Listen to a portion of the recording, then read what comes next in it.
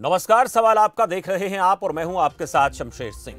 हरियाणा प्रदेश को अमन, चैन और भाईचारे का प्रदेश कहा जाता है। यहां की भौगोलिक परिस्थितियां ऐसी हैं कि व्यक्ति को अपना पेट भरने के लिए ज्यादा मेहनत की जरूरत नहीं होती, लेकिन उसके बावजूद पिछले 15-20 दिनों के दौरान कुछ ऐसी घटनाएं देखी गई हैं जिनसे प्रतीत होता है कि अपराधियों में कानून का डर कम हो रहा है और वो बेखौफ होकर घटनाओं को अंजाम दे रहे हैं।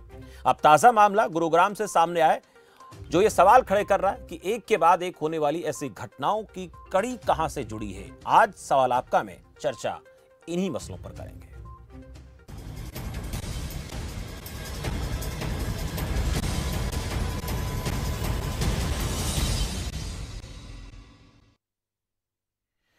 दिल्ली से सटे गुरुग्राम से एक बहुत बड़ी लूटपाट की घटना सामने आई, जहां कुछ बदमाश कैश वैन से 1 करोड़ रुपए लेकर फरार हो गए। बताया जा रहा है कि 4 से 5 हथियारबंद बदमाशों ने इस लूट की वारदात को अंजाम दिया। घटना की जानकारी मिलते ही हड़कंप मच गया। पूरा मामला सुभाष चौक इलाके का है। जानकारी के मुताबिक बदमाशों ने पहले मिर्ची पाउडर डाला और उसके बाद पिस्टल के बल पर 1 करोड़ की लूटपाट की घटना को अंजाम दिया। इसी तरीके की एक और घटना हिसार के यूनियन बैंक से सामने आई थी। लुटेरों ने बैंक में लोगों को बंधक बनाकर दिन दहाड़े 16 लाख रुपए की लूट की वारदात को अंजाम दिया। सीसीटीवी फुटेज में साफ दिखाई दे रहा है कि लुटेरे खुलेआम पिस्टल लहरा रहे हैं। वह एक और बड़ी घटना कुछ रोज पहले रोहतक से भी सामने आई थी, जब बदमाशों ने मुख्यमंत्री मनोहर लाल के दौरे से एक दिन पहले रोहतक के सेक्टर 1 स्थित एसबीआई के एटीएम में पैसे डालने पहुंचे कर्मचारियों से 2 करोड़ 62 लाख रुपए लूट लिए।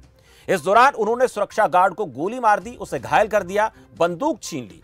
इसके अलावा और छोटी बड़ी घटनाएं भी घटित हुई, जिनमें जश हत्याकांड अभी पूरी तरह से सुलझा नहीं है कि बहादुरगढ़ से एक और मासूम की हत्या का दिल दहला देने वाला मामला सामने आया, जिनको देखते हुए यह कहा जा सकता है कि क्या अपराधियों में कानून का खौफ कम हो गया है। आज चर्चा करेंगे, कुछ सवालात हैं उन पर बात करेंगे। मेरे साथ मेहमानों का एक खास पैनल जुड़ेगा। सवाल क्या है, अपराधी बेखौफ हैं? क्या लूट को आजादी मिल गई है जिस तरह से घटनाएं घट रही हैं? साजिश बड़ी है, इसकी कड़ी कहां तक जुड़ी है? लगातार एक के बाद एक ऐसी घटनाएं सामने आ रही हैं बैंकों में। पूछिए सवाल, कैसे बदलेगा हाल? आप इस कार्यक्रम के जरिए जुड़कर हमारे साथ जो खास मेहमान जुड़ेंगे उनसे बात कर सकते हैं, सवाल पूछ सकते हैं कि कानून व्यवस्था का डर क्या अपराधियों में कम हो गया है, खत्म हो गया है, या व्यवस्थाएं बेहतर हैं? ये भी इस कार्यक्रम के जरिए आप बात रख सकते हैं, क्योंकि इक्का दुक्का घटनाओं से ये नहीं कहा जा सकता कि व्यवस्थाएं जो है पटरी पर नहीं है, लेकिन एक के बाद एक ऐसी घटनाएं घटित होती हैं तो फिर सवाल जन्म लेते हैं जिन पर चर्चा करना बेहद जरूरी है। मेरे साथ दोनों खास मेहमान जुड़ गए हैं। रमन मलिक प्रवक्ता भारतीय जनता पार्टी से हैं और आनंद बयानी प्रवक्ता कांग्रेस पार्टी से मेरे साथ है। दोनों खास मेहमानों का इस कार्यक्रम में जुड़ने के लिए बहुत स्वागत है। मलिक साहब, पहले आपसे सवाल करना चाहूंगा, एक के बाद एक घटनाएं सामने आ रही हैं, चाहे रोहतक, हिसार या फिर गुरुग्राम की घटना का जिक्र करें, लूटपाट की घटनाओं को अपराधी ऐसे अंजाम दे रहे हैं जैसे पुलिस का उनके अंदर डर नहीं है। देखिए, ये कहना कि पुलिस का डर नहीं है या पुलिस बिल्कुल काम नहीं कर रही, ये पूर्ण रूप से ठीक नहीं होगा जी। लेकिन हाँ, ये घटनाएं सामने आई हैं और वास्तविकता ये होती है कि कहीं भी जब इस प्रकार की घटना होती है तो आशा यही करी जाती है कि ये जो लॉ एंड ऑर्डर की व्यवस्था देखने के लिए जो सरकार का विभाग है, जिसको हम पुलिस कहते हैं, वो अपना काम मुस्तैदी से करें और अभियुक्तों को पकड़ने की और उनको कानून के हवाले करने की पूरी कार्रवाई को अंजाम दें। मैं ये मानता हूँ कि कुछ समय से ऐसी घटनाएं सुनने में आई हैं और घटित हुई हैं और उनके ऊपर विभाग अपने पूरे दमखम से लगा हुआ है जी। और अगर हम आंकड़ों की बात करें तो आंकड़ों के हिसाब से जब देखें तो ओवरऑल जो है न्याय व्यवस्था की सिचुएशन ठीक है। हाँ, ये इंसिडेंट हुए हैं, पुलिस के साथ माननीय गृह मंत्री भी और मुख्यमंत्री कार्यालय दोनों इन विषयों को संजीदगी से लेते हुए उनके ऊपर नजर बनाए हुए हैं और जितनी जल्दी हो सके इनके अभियुक्तों को पकड़ना, ये एक हमारी प्राथमिकता रहेगी। ठीक है, मलिक साहब लौटूंगा, आनंद बयानी जी से भी रिएक्ट लेंगे। बयानी साहब, मलिक साहब कह रहे हैं कि ऐसा नहीं कहा जा सकता कि डर खत्म हो रहा है, लेकिन इन घटनाओं को ये भी मान रहे हैं कि हाँ, घटनाएं घट रही हैं लेकिन इन पर एक्शन लिया जाएगा और गंभीरता से इनके ऊपर काम किया जा रहा है। हमेशा की तरह वही बात कि एक्शन लिया जाएगा जी। यही जवाब बीजेपी की तरफ से या उनके प्रवक्ता की तरफ से मिलता है। पिछले एक लंबे अरसे से जो प्रदेश की जो स्थिति है, प्रतिदिन 5 हत्याएं और 24 मिनट में एक चोरी, ये लगातार बन रही है और वो दिन प्रतिदिन बढ़ती ही जा रही है जी। ये लूटपाट की जो घटनाएं हैं, आपने हिसार का जिक्र किया, आपने रोहतक का जिक्र किया, आपने गुड़गांव का जिक्र किया, जो कल ये घटना घटी है। इससे पहले भी लगातार जींद के अंदर व्यापारी की हत्या की गई, उससे लूटपाट की गई। सरसा के अंदर भी 5 लाख रुपए एक व्यापारी से लूटे गए। और राजनेता हो या किसी भी तरह का व्यक्ति हो, ये लूटपाट की घटनाओं के साथ साथ विरोधी आजकल जो है ये घटनाएं बढ़ती जा रही है। और सरकार बिल्कुल नाकामयाब है, निकम्मी सरकार है, किसी भी प्रकार के कोई एक्शन नहीं ले पा रही है और ना ही अभी तक कुछ पकड़े गए। डेली सैकड़ों महिलाएं जो है, हमारी बच्चियां हैं जो गायब हो रही है और रिकवरी रेट। अब बयाने साहब नेटवर्क की मुझे लगता है विधानसभा के अंदर जी एक पिछले दिनों विधानसभा में कुछ विधायकों ने सवाल उठाए और गृह मंत्री ने सरल स्वीकार किया था कि घटनाएं बढ़ रही है और ये अखबार बताते हैं वर्ष 2020 में प्रदेश में औसत प्रतिदिन 11 लोग कर रहे हैं आत्महत्या। उसके बाद महिलाओं के लिए भारत दुनिया में सबसे खतरनाक देश पाकिस्तान नंबर 6 पर गया है। उसके बाद महिलाओं के लिए नहीं सुरक्षित है हरियाणा। ये अखबार बता रहे हैं, मैं नहीं बता रहा हूँ। देश में हर 5 घंटे में एक दुष्कर्म और 24 मिनट में हो रही है चोरी की एक वारदात। ये हरियाणा में महिलाओं के विरुद्ध अपराध बढ़े, गृह मंत्री अनिल विज ने भी माना। ये सारी जो है अखबार की रिकॉर्डिंग है। पिछले 8 वर्षों में दुष्कर्म के केस 50% तक बढ़े, सजा सिर्फ 9.33 को मिली। ये खाली महिलाओं के लिए नहीं, आम व्यक्ति के लिए, व्यापारी के लिए, कर्मचारी के लिए जो दुष्कर्म और इस प्रकार के जो घटनाएं बढ़ रही है, उसके पीछे मैं जो विशेष कारण मानता हूं बेरोजगारी जी। बेरोजगारी के कारण हमारा जो युवा भटक रहा है और इसके साथ साथ नशे की ओर बढ़ रहा है। नशे की घटनाएं बढ़ने के कारण भी ये घटनाओं को बढ़ावा मिल रहा है। तो मैं प्रदेश सरकार से अनुरोध करूंगा कि केवल वो कार्रवाई करेंगे या आगे देखेंगे, इसको छोड़कर एक सख्त कदम उठाए ताकि एक सुशासन प्रदेश में मिल सके। ठीक है बयाने साहब, आपने सवाल किए हैं, उनको लेकर बातचीत करेंगे, लेकिन इस बीच हमारे साथ लज्जाराम दर्शक है अंबाला से, वो क्या कहना चाहते हैं सुन लेते हैं। लज्जाराम जी, स्वागत है आपका। जी राम राम भाई साहब। सर नमस्कार। शमशेर भाई, बड़ा दुर्भाग्यपूर्ण बात है कि हमारा हरियाणा पुलिस का कार्रवाई पे कोई विश्वास नहीं करता, क्योंकि हरियाणा पुलिस का मैं एक उदाहरण बता रहा हूँ आपको। 4-5 साल पहले स्कूल के बच्चे के साथ मर्डर हुआ था और बाथरूम में हुआ था। तो हरियाणा पुलिस ने आके एकदम उस स्कूल बस के कंडक्टर को मार मार के बुरा हाल बना दिया और 12:30 बजे उससे बुलवा दिया कि मैंने उस बच्चे का मर्डर किया। क्यों किया? Unnatural sex. लेकिन जब उसकी सीबीआई की जांच हुई तो सीबीआई ने 9 दिन के अंदर असली कातिल पेश कर दिया। बच्चे का कातिल ही बच्चा था जी। वो ड्राइवर नहीं था, वो को ड्राइवर नहीं था, वो नहीं था कुछ भी। फिर उससे पूछा आपके जैसे पत्रकारों ने कि आपने पुलिस के आगे झूठ क्यों बोला? बोला मार मार के मेरी हड्डियां तोड़ दी तो मैं क्या करता, मेरी जान तो बच गई कम से कम। अरमान भाई जवाब में आप प्लीज। ठीक है, शुक्रिया लज्जाराम जी। एक और दर्शक मेरे साथ हैं, आरके कालिया अंबाला से। आरके जी, स्वागत है आपका। जी नमस्कार जी। नमस्कार मेरे अजीज भाई, मैं ये कहना चाहूंगा जी, बिन भय प्रीत नहीं जी, spare the rod and spoil the child. अगर हमारे देश में कानून मजबूत होता, अगर हमारे देश में लैंड एंड ऑर्डर होता और अगर हमारे देश में संविधान होता और उन पर अमल होता तो ये शायद ऐसे वाकयात आपको हमें देखने ना मिलते जी। ये देश का दुर्भाग्य है। 2 मिनट लूंगा, केवल 1 मिनट लूंगा, मुझे जी माफी चाहूंगा मैं आपसे। सुप्रीम कोर्ट के माननीय सुप्रीम कोर्ट के जस्टिस कह रहे हैं, जस्टिस, मीडिया की खबर है ये, उन्होंने कहा हमारे देश का दुर्भाग्य है कि यहाँ पे 2 टायर सिस्टम है, 2 टायर सिस्टम। बड़े लोगों के लिए कुछ और है यहाँ पे कानून और छोटे लोगों के लिए कुछ और कानून है।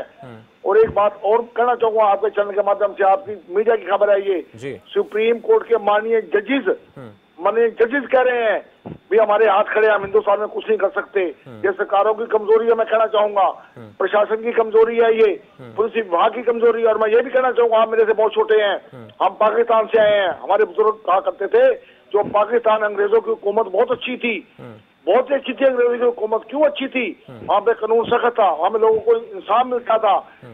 और एक लाइन और कहना चाहूंगा, देखिए सूरज के खुदाओं को ये कार्य निगाही है, बड़ा अफसोस मुझे है, हम खुद रिटायर्ड हैं, लेकिन बड़ा दुख होता है देश का माहौल कैसे बढ़ता जा रहा है। सरकारी जिम्मेदार है, पुलिस विभाग जिम्मेदार है, प्रशासन जिम्मेदार है, हम जिम्मेदार नहीं है। सूरज के खुदाओं को ये कार्य निगाही है, महलों में उजाला है, कुटिया में स्याही है, महसूस यूं होता है कि दौरे तबाही है, कातिली मुआफिज है, कातिली सिपाही है। अरे भाई आगे देश के हालात ऐसे बने हुए हैं, सब इनकी मेहरबानी है। मैं गैर सियासी आदमी हूँ, इनकी मेहरबानी, जो मेरे भाई बैठे हुए हैं सामने। बहुत बहुत शुक्रिया। शुक्रिया आर के कालिया जी, बात रखिए आपने। एक और दर्शक मेरे साथ रणवीर रोहतक से, उनका भी सवाल ले लेते हैं, क्या कहना चाहते हैं। रणवीर जी स्वागत है आपका। हाँ शमशेर जी नमस्कार। सर नमस्कार। शमशेर जी आप देख रहे हो, कोई भी बदमाश का इनकाउंटर कितने दिन से नहीं हुआ, बल्कि बदमाश कोठियों पर घूमते हैं। आज नेताओं की पहले भी घूमते थे और इस सरकार में तो और भी ज्यादा घूम रहे हैं। तो सरकार पने दे रही है, लेकिन हमारे गृह मंत्री अकेले कुछ नहीं कर सकते, जो दबंग भी हैं और ईमानदार भी हैं। हम अनिल विज साहब की बहुत इज्जत करते हैं और उनके हम बिल्कुल फैन हैं। लेकिन हमारी ये सरकार तो सिर्फ हिंदू मुस्लिम राम रहीम बजरंग इनके पीछे लगी हुई है। और मैं ये सरकार को बताता हूँ, जो जैसा बोलता है वैसा ही काटना पड़ेगा। जनता जागरूक हो चुकी है जी। तो विकास के नाम पर और कोई काम नहीं कर रहे हैं, सिर्फ ये गुंडागर्दी दे। हरियाणा के अंदर तो बहुत, और बेरोजगारी बुरा हाल हो चुका है। ठीक है, जवान क्या करेगा जिसके चलिए पास। पूछता हूँ सवाल। रणबीर जी धन्यवाद आपका सवाल पूछने के लिए। सारे सवाल मलिक साहब आप ही के लिए नजर आते हैं, मुझे 3-4 लोगों ने कॉल भी किया है, उनका जवाब आपसे लेंगे। और आनंद बियानी जी ने एक बात कही कि बेरोजगारी और नशे को उन्होंने बड़ा कारण बताया कि अपराध बढ़ रहे हैं, और अपराध की जो संख्या है उसको लेकर भी जिक्र कर रहे थे कि महिलाओं के प्रति अपराधों की तादाद में, जो विज साहब ने भी बोला था विधानसभा में कि हाँ उसमें इजाफा जरूर हुआ है। धन्यवाद जी। देखिए 2-3 चीजें जो इस बात में 3-4 सवाल आए हैं उनको मैं जवाब दे दूं जी। कि मैं आपको एक वाक्य बताता हूँ, जहाँ तक कोर्ट्स की बात हो रही है। हालिया में एक कथित पत्रकार को भारत से बाहर जाने की इजाजत नहीं दी, क्योंकि उसके ऊपर red corner notice, lookout notice था। और उसके उपरांत एक सम्मानित प्रतिष्ठित जज ये कहते हैं कि 1000-2000 करोड़ का गमन हो, घपला हो, उसके ऊपर तो बात होती है, लेकिन 5-10 करोड़ 20-12 करोड़ का कोई घपला है तो ऐसा कोई विषय नहीं है। जबकि ये सिद्ध होता है कि वह व्यक्ति लोगों से चंदा इकट्ठा करके अपने भोग विलास में लगा हुआ था। तो ये सब एक बारी टिप्पणी कर देना बहुत आसान है, लेकिन चीजों को ध्यान से समझना चाहिए। दूसरी चीज, जहां तक बात होती है कि सरकार क्या कर रही है, आप अगर चाहें तो हर तरीके का, चाहे वो करप्शन की बात हो, कोई घूसखोरी की बात हो, तो स्टेट विजिलेंस का ट्विटर के ऊपर भी अकाउंट है। आप चाहें तो अभी के अभी देख सकते हैं कि किस प्रकार से लगातार धड़ाधड़ कार्रवाई होती जा रही है। जहां तक बात आती है कि इंसिडेंट्स हुए, हाँ इंसिडेंट इससे पहले रिकॉर्ड ही नहीं होते थे। हमारी सरकार ने आके हर समय की ऐप जो खोली, उसके माध्यम से खुले तौर पे आप अभी स्टूडियो में बैठे हुए भी कंप्लेंट रजिस्टर कर सकते हैं और एक पारदर्शिता लेकर आए। जी।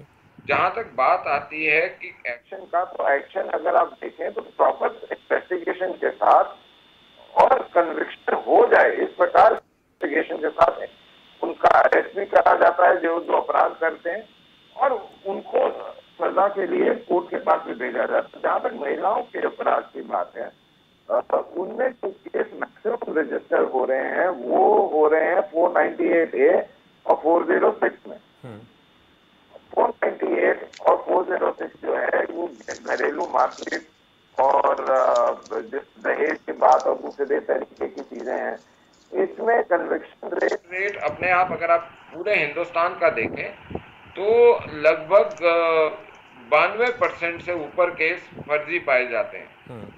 तो मैं ये नहीं कह रहा कि चीजें नहीं हो रही, मैं ये कह रहा हूँ कि उसको लॉजिकली देखते हुए प्रॉपर इन्वेस्टिगेशन। ठीक है मलिक साहब, आपने कई सवालों के जवाब दिए, लेकिन अब मैं ये समझना चाहूंगा कि जो मैं घटनाएं देख रहा हूं, पिछली 3-4 घटनाएं जो घटित हुई हैं, उनमें ऐसा लग रहा है कि ये कड़ी दर कड़ी घटनाएं एक दूसरे से जुड़ी हुई लग रही हैं। बैंक में डकैती, बैंक की कैश वैन में डकैती, ये जो चीज है इसको जरा समझाइए कि ये कड़ी कहां तक जुड़ी हुई है। इस पर मैं चाहूंगा कि प्रकाश डालें और इस कड़ी को कैसे ढूंढा जाएगा, कैसे इस कड़ी के अंजाम तक पहुंचा जाएगा।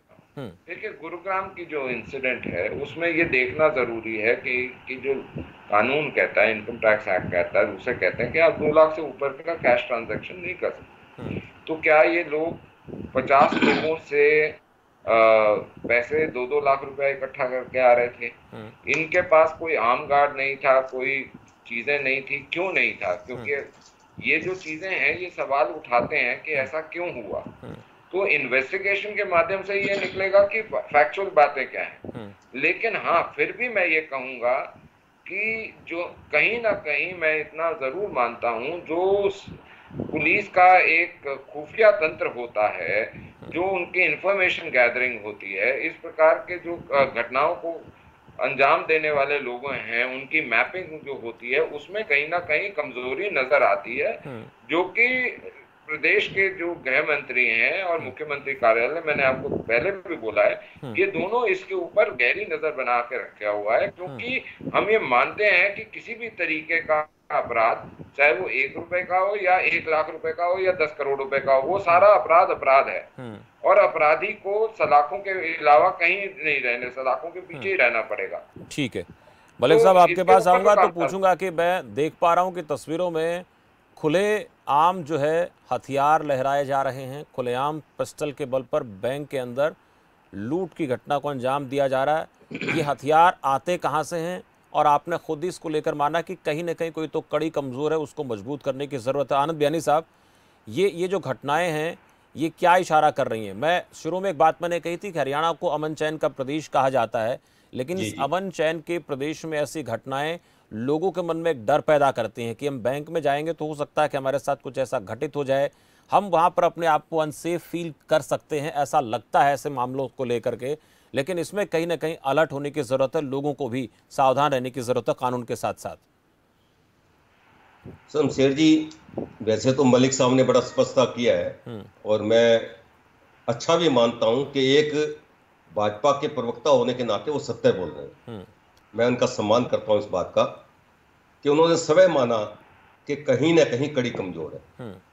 और जो इस समय जो प्रदेश के अंदर हो रहा है, वहां पे हमारा खुफिया तंत्र जो है नाकामयाब है। तो इसके पीछे कौन है? इसके पीछे प्रदेश सरकार है। अगर प्रदेश सरकार की पकड़ प्रशासन पर पूरी तरह हो तो मेरे ख्याल के अंदर खुफिया तंत्र भी काम करेगा और पुलिस प्रशासन भी काम करेगा। इसका मतलब प्रदेश का जो मुखिया है और आज जिनके हाथ में प्रदेश सौंप रखा है जनता ने, वह सभी एक कमजोर कड़ी है और इसी कमजोर कड़ी की वजह से ये सारे जो काम हो रहे हैं। दूसरी बात, जो स्थिति आज प्रदेश के अंदर बनी हुई है, मलिक साहब ने एक चीज को कबूल नहीं किया, इसके पीछे कहीं ना कहीं बेरोजगारी जो है ये एक मुख्य कारण है। अगर हम बेरोजगारी दूर करेंगे तो कहीं ना कहीं इस चीज पे भी कंट्रोल पाया जा सकता है। ठीक है। तो हमें महिलाओं के लिए बीस साहब ने सबे माना, कमजोर कड़ी मलिक साहब ने मानी, तो ये कौन कंट्रोल करेगा? जिसके हाथ में प्रदेश की जनता ने सत्ता सौंपी है। अगर वो इस प्रकार से कमजोर कड़ी बने रहे तो उन्हें सत्ता में रहने का कोई अधिकार नहीं, क्योंकि वो प्रदेश की रक्षा नहीं कर सकते। तो उन्हें मेरे ख्याल में त्याग पत्र देके आम जनता के अंदर आ जाना चाहिए। ठीक है, मैं पूछ रहा हूँ सवाल। बयानी साहब, आ रहा हूँ आपके पास। मलिक साहब, एक दर्शक है मेरे साथ, वीरेंद्र हिसार से। वीरेंद्र जी, स्वागत है आपका। सर नमस्कार। जी नमस्कार सर। जो आपका सवाल है बड़ा अच्छा सवाल है। मैं इस सवाल के बारे में ये कहना चाहता हूँ, सबसे पहले जो हमारे हरियाणा प्रदेश के अंदर जो लूटपाट हो रही है, इसका कारण हमारी सरकार हर साइड से फैल जी। हरियाणा प्रदेश में जितने अपराधी है यूपी से, अदर स्टेटों से आके हरियाणा में शरण ले लिए, क्योंकि हमारा जो पुलिस तंत्र है ये भी बिल्कुल ढीला है। आज अगर कोई पुलिस का जवान ऐसी वारदात होती है, वो गोली चलाने में भी हिचकिचाता है, क्योंकि उसको पता है पुलिस के अधिकारी कोई स्टैंड नहीं लेते, वो जवान के ऊपर ही उल्टा केस ठोक देते। 302 का मुकदमा से डर के मारे पुलिस कर्मचारी भी डरते हैं। रही अधिकारियों की बात, तो एसपी रैंक का अधिकारी है चाहे वो आईजी रैंक का अधिकारी, इनको एसपी को तो जिला चाहिए और आईजी को रेंज चाहिए। ये तो सरकार के इर्द गिर्द घूमते हैं और इसको पालने वाले कौन है? हमारे सरकारी जो मंत्रीगण बैठे हैं, लुटेरों को, चोरों को इनके घर के आसपास कोठियों में घूमते हैं, इनकी शरण लेके घूमते हैं। और पुलिस क्या है? पुलिस तो बिल्कुल डरपोक और कायर बन चुकी है हरियाणा पुलिस। ये कारण हरियाणा सरकार और मनोहर लाल खट्टर जवाबदार है इसका। हरियाणा प्रदेश को अगर दुरुस्त बनाना है, माननीय गृह मंत्री श्री अनिल विज के हाथ में कमान होनी चाहिए। देखो हम कैसे उग्रवादी है जो अभी ये अपराधी है, हरियाणा को छोड़ सकते हैं। जी शुक्रिया वीरेंद्र जी। छोटा सा सवाल मलिक साहब इसको लेकर आपसे कि खौफ होना चाहिए कानून का, पुलिस प्रशासन का, और ये सवाल पहले भी उठा था कि अगर उनको पूरी छूट नहीं मिलेगी, एनकाउंटर का भी सवाल पहले आया था कि एनकाउंटर नहीं हुआ काफ़ी समय से, और जब ये चीज़ें होंगी तो भय बिन प्रीत नाही, ऐसा भी एक सवाल बीच में आया था, उसको लेकर जवाब दीजिए। और बयानी साहब ने एक बात बोली कि बेरोजगारी को उन्होंने इसमें जोड़ा, बेरोजगारी एक बड़ा कारण है जिसके चलते ये अपराध बढ़ रहे हैं, और यूपी का भी कनेक्शन जोड़ दिया लोगों ने। देखिए, मैं ये बात बिल्कुल नहीं मानता जो बयानी जी कह रहे हैं कि मुख्यमंत्री जी का इसमें कुछ भी योगदान है, क्योंकि मुख्यमंत्री जी का बड़ा स्पष्ट काम है कि वो किसी भी प्रकार की अनैतिक चीज को, गलत चीज को बर्दाश्त नहीं करते, चाहे वो पार्टी का बंदा हो या फिर जनरल पब्लिक हो, उनके लिए सब बराबर है। ऐसे ही आदरणीय जो गृह मंत्री अनिल विज जी, वो भी बड़े स्पष्ट और बेबाक आदमी है, ये आपके चैनल पे भी लोगों ने बोला। मैं ये मानता हूँ कि इस समय थोड़ा सा इन्फ्लेट हुआ है जो इंसिडेंट्स है, उनका जो एक क्वांटम है कह लीजिए, नंबर कह लीजिए, या जो उसमें लूटपाट की घटना है उसकी एक जो उसका प्रकरण है। लेकिन मैं फिर भी एक चीज बोलूंगा कि जैसे 302 धारा जो है कब से बनी हुई है, लेकिन उसके बनने होने से कत्ल होने रुक नहीं जाते। जब कत्ल होते हैं तो उनके ऊपर वो धारा के अंतर्गत पकड़ के उसके ऊपर न्यायपालिका अपना निर्णय देती है। ऐसे ही मैं अभी आपको ये सुनिश्चित कर रहा हूँ, बता रहा हूँ कि इन सभी मामलों के ऊपर दोनों के दोनों जगहों से आंखें नजर बनाए हुए हैं और जितनी जल्दी हो सकेगा इन सभी घटनाओं को सॉल्व करा जाएगा। मलिक साहब का यह कहना बयानी जी कि इन घटनाओं को सॉल्व किया जाएगा और जितना जल्दी हो सकेगा उतना इन घटनाओं को अंजाम देने वाले लोगों के खिलाफ कार्रवाई होगी। तो उम्मीद करते हैं कि कानून के डर को लेकर जो आज सवाल उठा उस पर गंभीरता से काम होगा, और जो कड़ियां इन घटनाओं की कहां से जुड़ी हुई। एक दर्शक ने कहा कि यूपी से अपराधी हरियाणा में आ रहे हैं, वहां पर डर पैदा हो गया है, संकेत तो यही, इशारा तो यही हो रहा है। अब देखना होगा कि अगर इस प्रकार की घटनाएं आगे भी घटित होती हैं तो फिर इस पर एक बार फिर सवाल बनेगा कि अपराधियों में सच में कानून का डर नहीं। अगर ये घटनाएं कम हो जाती हैं या रुक जाती हैं और पुलिस का डर कायम हो जाता है तो ये माना जाएगा कि हाँ, सरकार ने इस पर काम किया। पर जरूरत इस बात की है कि अपराधी के मन में अगर कानून का, पुलिस प्रशासन का डर नहीं होगा तो ऐसी घटनाएं घटेंगी, और डर होगा तो फिर आने वाले वक्त में ये लगेगा कि हाँ, घटनाओं को रोकने में सरकार कामयाब रही है। दोनों प्रवक्ता मेरे साथ जुड़े, इस चर्चा में जुड़ने के लिए आप दोनों का बहुत बहुत आभार। इस खास चर्चा में आप लोगों ने अपनी बातें रखी। बयानी साहब ने बेरोजगारी का मसला उठाया, बेरोजगारी इसका एक कारण है। कुछ लोगों ने कहा कि अपराधियों में डर कम हो गया, ये एक बड़ा कारण है। लेकिन इसको लेकर मलिक साहब ने कहा कि नहीं, ऐसा नहीं, कुछ घटनाएं हुई हैं, इनको हम मानते हैं, पर इन पर एक्शन जरूर लिया जाएगा। ये सरकार का पक्ष है। फिलहाल मेरे साथ इतना ही। आप देखते रहिए खबर फास्ट। नमस्कार।